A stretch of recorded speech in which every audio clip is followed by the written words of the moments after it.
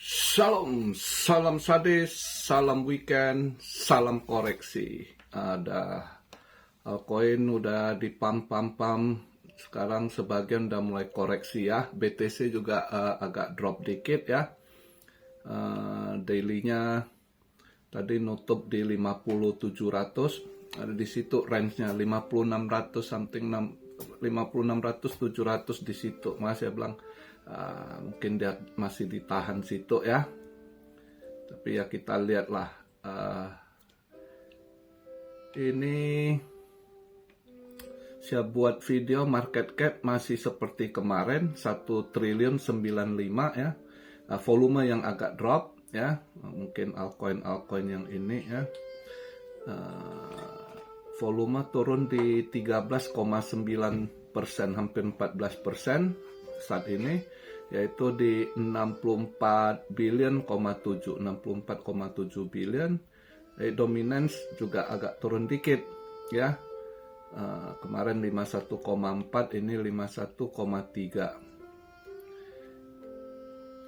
Saya buat video posisi BTC sekarang di 50.964, ETH di 2.948, BNB 379,26, Solana $100 87 sen, XRP 53 sen 94 pence ya, 53 sen, 94 ya.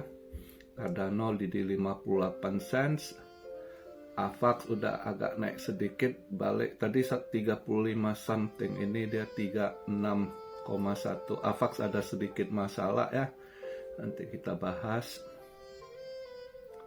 Chainlink di 18,24, Polkadot $7.63, Polygon 99 sen, hampir $1. Uniswap yang meledak semalam di pump ya. Jadi DeFi semalam mungkin ini terakhir altcoin semua udah terutama AI yang disorong kencang kan. Akhirnya semalam DeFi pada hijau gitu. Tapi yang paling hijau ya Uniswap. Karena kalau lihat beritanya Uniswap DAO-nya ada raup uang besar juga ya di berapa miliar itu, kalau nggak salah 3, sekian miliar mungkin, saya lupa. Saya lihat berita tadi bentar. Uniswap yang ada DAO-nya raup uang besar, makanya. Tapi anyway ya, bandar semua setelan bandar market maker kan, bisa aja tiba-tiba di pump gitu kencang Uniswap. Terus DEX yang lain rata-rata DeFi ya, DEX yang ikut ya, 1inch hijau ya kan, CRV hijau ya, Pancake juga hijau ya. Pokoknya DEX, DeFi DEX pada hijau gitu ya. Lumayan hijaunya ya. AAV juga rada hijau.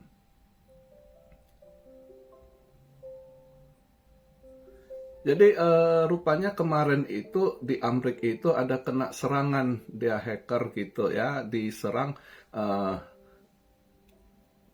istilah PLN-nya kena hack juga. Terus perusahaan telekomunikasi juga kena, itu AT&T gitu ya. AT&T pemadaman, T-Mobile ada kena juga kabarnya ya. Jadi pemadaman itu kena serangan, ada pemadaman. Jadi kemarin itu juga akhirnya mereka AVAX juga karena terjadi pemadaman akhirnya gagal buat blok ya. Gagal buat blok, lebih kurang pemadaman 5 jam gitu. Jadi kena efek semua ya.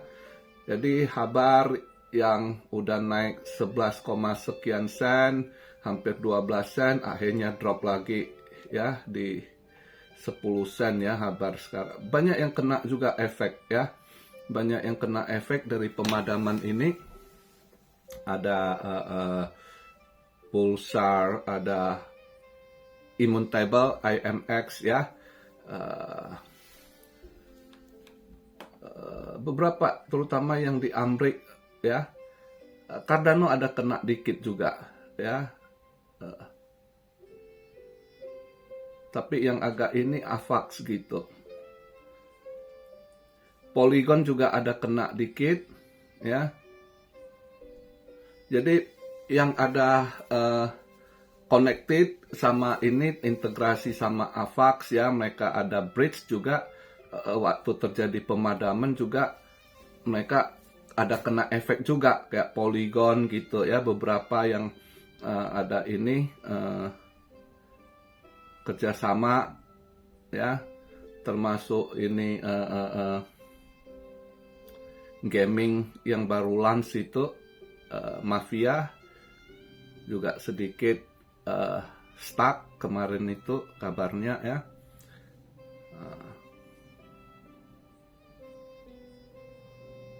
Jadi ada beberapa yang ini optimis juga kena ya, juga sempat padam gitu. Jadi pas kena serang itu Arbitrum gitu ya, pas kena serang sempat drop 4% gitu. Jadi terkena pemadaman semalam kemarin tuh terjadi di Amrik. Maka saya bilang masih ingat waktu Sabtu kemarin saya bahas kondisi ini kripto ini ya belum aman ya gitu, kalau ada serangan hacker ya apa gitu. Jadi ini untung cepet, yang masih serangan bukan gimana gitu.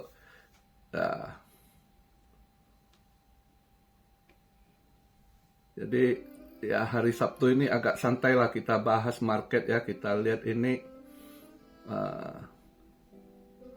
hari Sabtu ini kemana. Yang jelas ini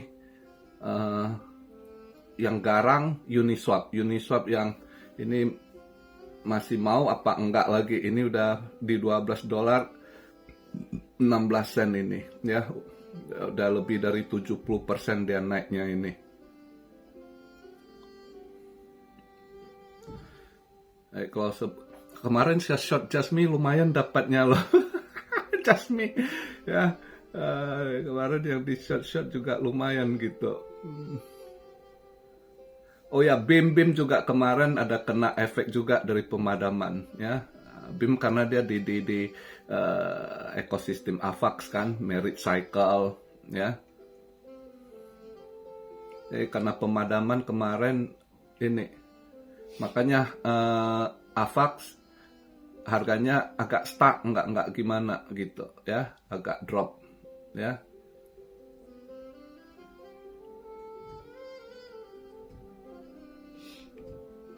Jadi market hari ini lihatlah santai, kita lihat ini Sabtu, besok lihat dia di mana nutupnya gitu ya. Kemarin ya itu seperti saya bilang BTC expire-nya mungkin di kisaran 50.700, 50 something atau 51, ternyata ya deal-nya di 50.700-an ya. Dia ngedrop kemarin itu, dealing di situ dia. Nah, kita lihat di besok Senin pagi dia punya weekly nutupnya di mana gitu ya. Tapi saya rasa akan masih ditahan ya, masih akan ditahan dulu ini market. Paus Ethereum saya rasa masih akan ngolak gitu, karena event besar lumayan upgrade ini Ethereum Denchun ya. Denchun ini upgrade yang penting gitu, saya rasa ada ditahan ya. Market ini kemungkinan saya rasa masih ditahan sebelum Denchun gitu ya. Ethereum mungkin belum gimana, masih monthly saya rasa masih akan tutup bagus ya. Februari ini nanti, karena ini udah tanggal 24, minggu depan dia udah tutup monthly lagi. Habis kita tutup weekly nanti minggu depannya udah monthly lagi nutup kan. Untuk Februari saya yakin akan bagus nutupnya gitu. Ada yang nahan mungkin ya untuk masih event Ethereum upgrade Denchunnya di 13 Maret kalau nggak salah.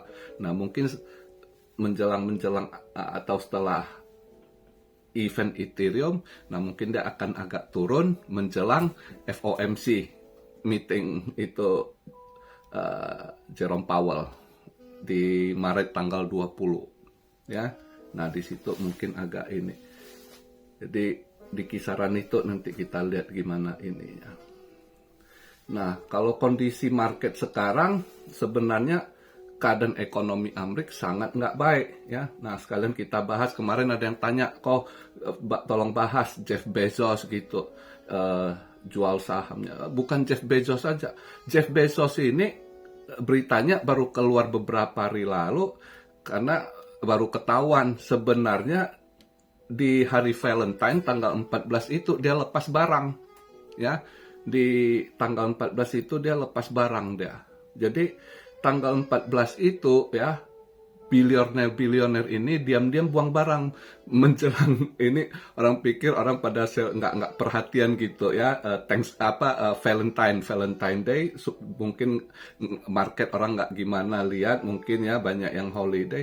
Justru di situ mereka buang barang karena Valentine nggak tutup market ya. Dia ada buang barang si Jeff Bezos ya, saham dia sendiri Amazon lumayan berapa, 1, sekian billion kalau nggak salah ya. Yang gede itu si Warren Buffett. Warren Buffett buang lebih banyak barang lagi ya. Saham-saham dia total dia buang ada 26 billion ya.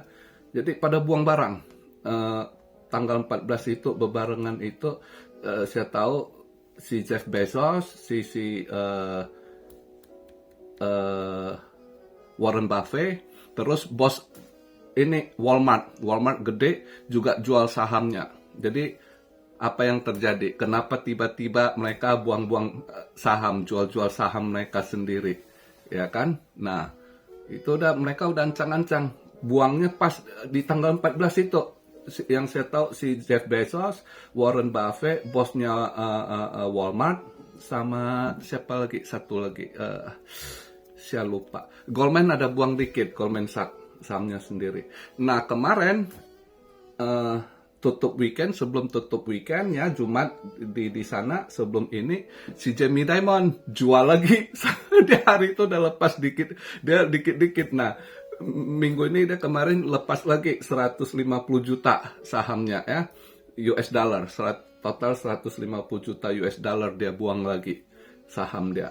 Jadi Anda pikirkan, Anda bos jual saham perusahaan Anda sendiri, berarti Anda udah nggak pede gitu. Karena bukan sekali ini, dia udah beberapa kali lepas bertahap dia buang gitu. Karena market dinaikin, mereka setel, pump, ponzinya, nah di ini dia lepas, dia buang gitu ya. Jadi memang ekonomi jelek. Dan kabarnya di Maret nanti banyak layoff ya. Di Maret ini masih banyak layoff. Google juga kayaknya Maret akan layoff lagi ya. Jadi itu nyata ekonomi jelek ya. Tapi kenapa market up? Nah itu dia. Yang namanya kalau sudah mereka setel namanya Ponzi ya, itu ya nikmatin, Anda cuan, manfaatkan bagus-bagus, cuma ya harus selalu hati-hati gitu ya. Tapi ya untuk saat ini yang agak bahaya memang saham gitu ya. Karena sebenarnya perusahaan-perusahaan itu udah nggak sehat, kenapa sahamnya bisa naik ya? Berarti ada yang pom-pom kan gitu, logikanya simple ya kan. Terus belum lagi banyak hal lah terjadi ya, belum lagi banyak yang out dari New York ya, karena dengan dihukumnya Trump, penalti harus bayar 355 ini, mereka para pengusaha itu terkejut kalau hukumnya udah begitu, nggak jelas kamu pras. Jadi bukan Trump aja, anak-anaknya di ini. Jadi begitulah jahatnya sekarang politik di sana ya. Nggak kenal ini.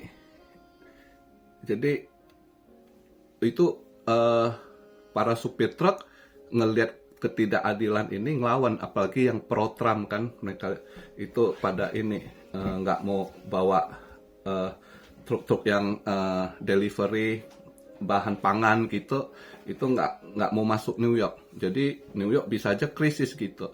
Ditambah lagi makin ngaco, imigran gelap yang masuk itu di sana lebih kurang dibuat ATM card gitu ya, dibantu satu orang 10.000 rencananya. Kan ngaco tuh. Udah rakyatnya yang legal, citizennya udah megap-megap, yang dari middle class jatuh ke poor class, disedot terus pajaknya. Malah ini didanai ini imigran gelap terus ditampung. Apa yang terjadi di sana? Nah, negara itu diinvasi sekarang dengan imigran, ya. Siapa yang buat itu di belakang? Ya, kita nggak tahu. Sebelum ada bukti nggak bisa ngomong, ya kan. Nah, jadi negara itu udah makin ngawur, ya. Tapi belum lagi tekanan, bank-bank pada rontok, ya kan. Bank-bank udah pada rontok. Ini Amerika ini tahun ini dia itu harus ngeprint ya 10 triliun. Tahun ini yang mereka hitung para pakar itu 10 triliun buat apa? Itu buat nutup bunga hutang, nutup defisit, nutup biaya perang, udah total semua. Untuk tahun 2024 ini dia harus ngeprint 10 triliun lagi. Makin mampus nggak tuh negara? Ya, jadi maka saya bilang kita udah harus hati-hati itu ke depan. Kenapa? Ya, coba Anda lihat, Anda balik sedikit interviewnya si Tucker Carlson sama Putin ya. Putin udah sindir, Putin udah ngomong, lu nggak usah urusin negara gua, lu urus lu punya utang debt ya. Itu udah lampu merah banget gitu ya kan. Ya memang benar kan diketahuin sekarang kamu petrodollar kamu udah ke-destroy. Jadi ini kembali lagi ke hukum supply and demand itu kita udah sangat gampang itu sebenarnya baca. Maka kenapa para pengusaha bilioner udah pada lepas-lepas, udah wanti-wanti ya kan, mereka jual sahamnya, mereka alihkan, ada yang ke BTC, ada yang ke gold, ke silver ya. Safe haven lah, utamanya mereka bagi-bagi portonya ke safe haven gitu para bilioner, karena udah tahu hukum yang paling gampang, hukum supply and demand itu udah sangat. Anda nggak usah lihat data lain lagi.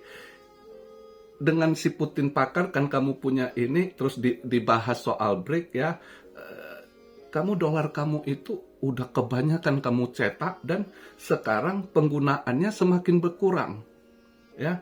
Jadi supply akan terus bertambah, demand kamu semakin berkurang, nggak ada demand lagi, semakin ini gitu, ya.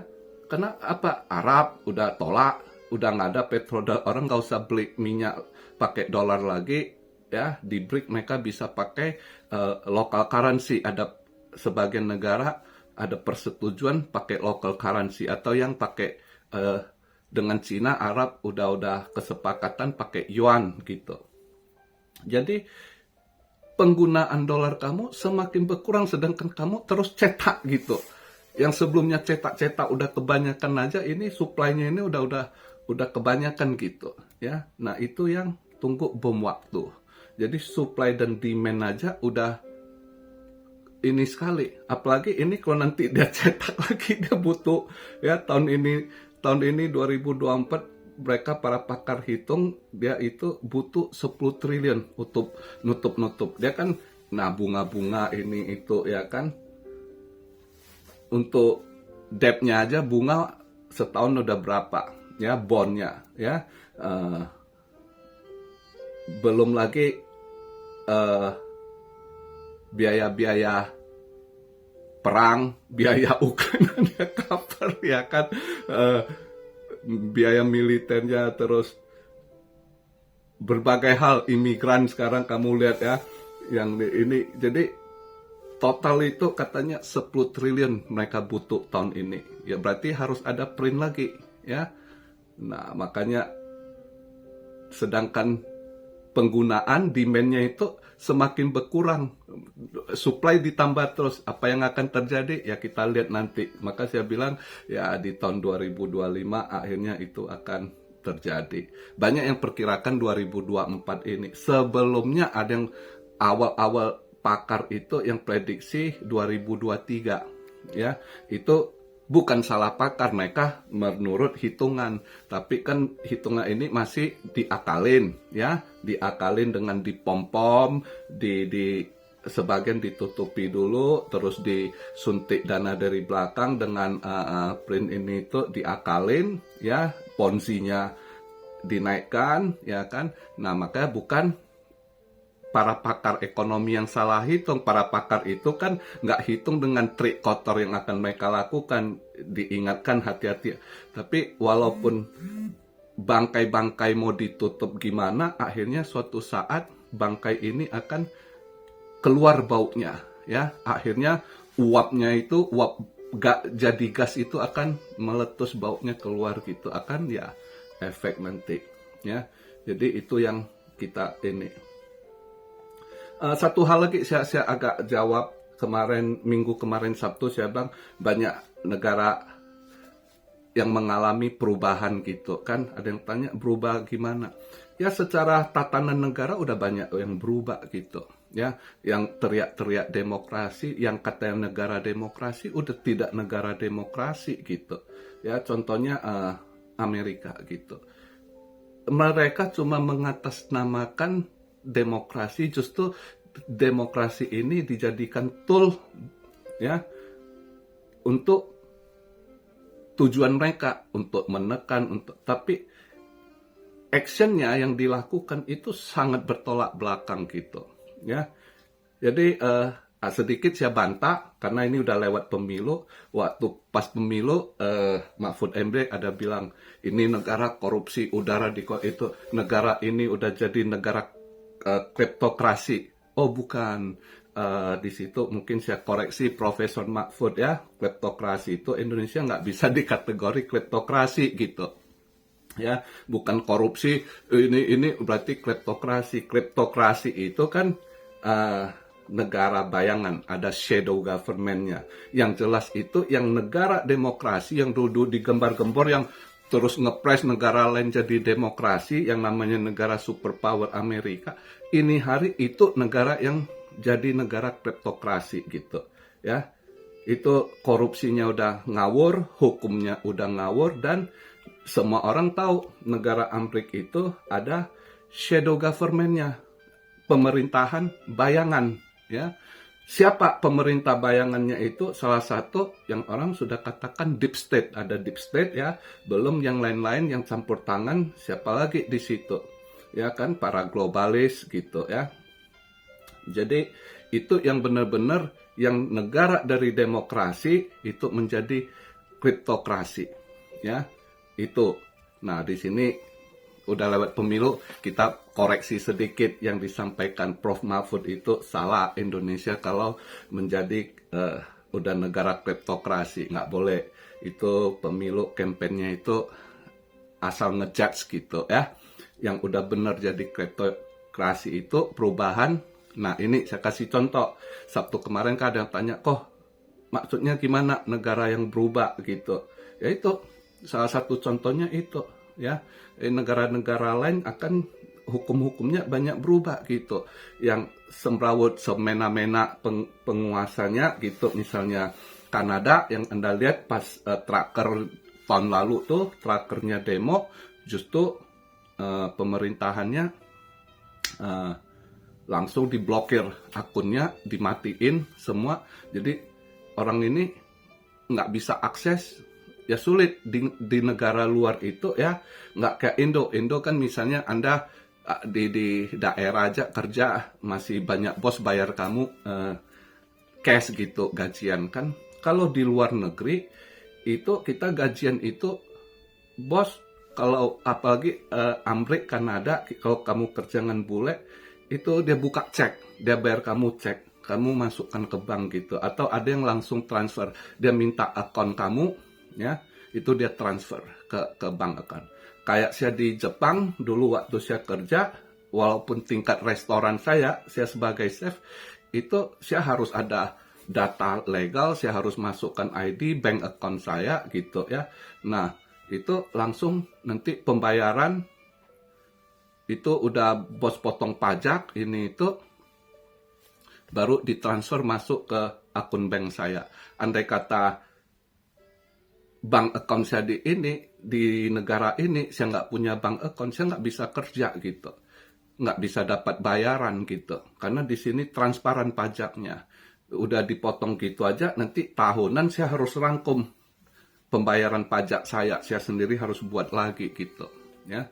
Jadi, nah di luar negeri begitu, andai kata Anda di blok aja, Anda punya ini, Anda udah nggak bisa cari makan gitu, nggak bisa kasih makan keluarga. Nah, itu yang terjadi di Amrik. Pemerintahannya langsung ngeblok. Nah, ke depan ini, itu yang mau dibuat. One New World Order, kontrol manusia, ya. Itu, makanya kalian anak-anak muda itu, ya, teknologi maju, kalian harus sadar juga. Kalau ada sistem-sistem yang dibangun oleh pemerintah yang mengontrol manusia ini, itu jangan terlalu diikut gitu. Karena ke depannya kalau dikontrol habis, begitu Anda buat kesalahan atau Anda dituduh, misal kalau Anda benar-benar kriminal di ini ya mending, tapi kalau ada sengketa Anda dituduh, terus Anda kalah, pidana Anda dimatikan, Anda punya bank account, Anda nggak bisa transaksi, akhirnya Anda nggak hidup gitu, ya. Jadi, nah itu, jadi sedikit itu saya sampaikan karena ada yang tanya apa gitu ya. Jadi ini yang saya bahas di hari Sabtu. Ada yang tanya tolong bahas Jeff Bezos ini, saya bilang Sabtu. Nah, ini udah saya jawab ya, bilioner kenapa buang-buang barang. Juga sambungan dari kemarin itu yang tanya perubahan, dunia sedang berubah. Jadi demokrasi ini yang digaung-gaungkan para barat justru luntur. Mereka sendiri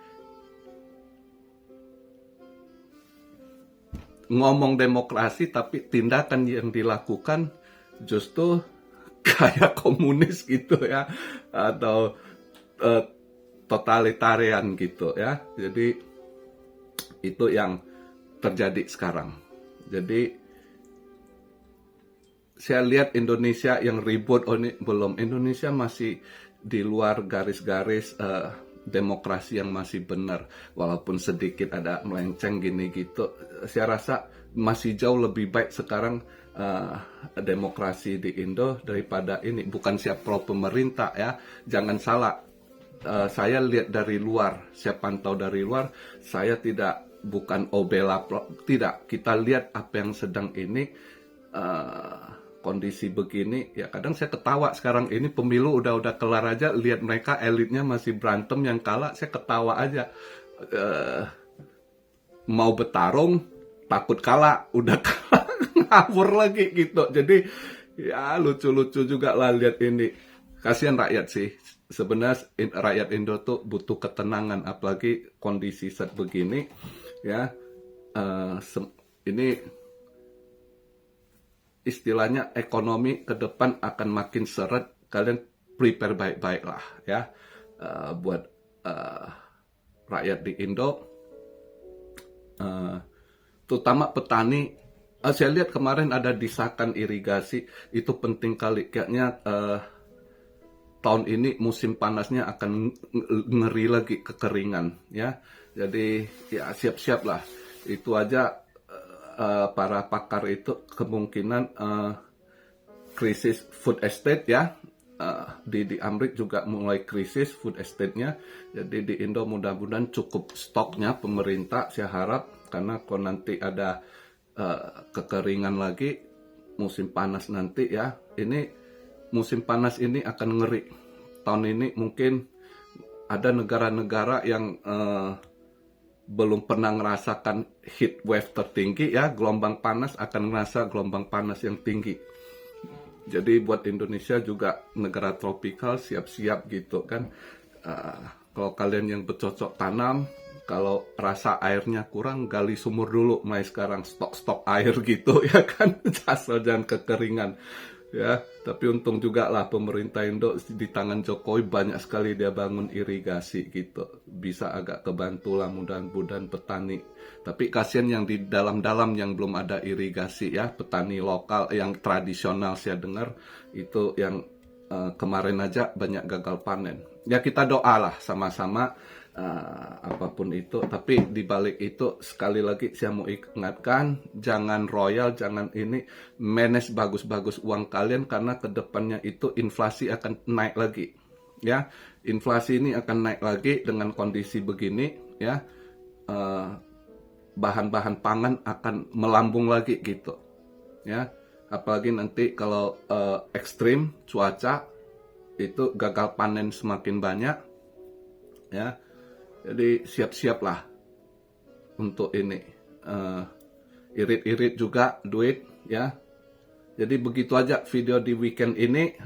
Sorry hari ini wah 30 menit juga gua ngebacot ya, ngebacot. Yang penting ada isi lah, ada sedikit masukan buat kalian biar lebih positif, lebih ini ya.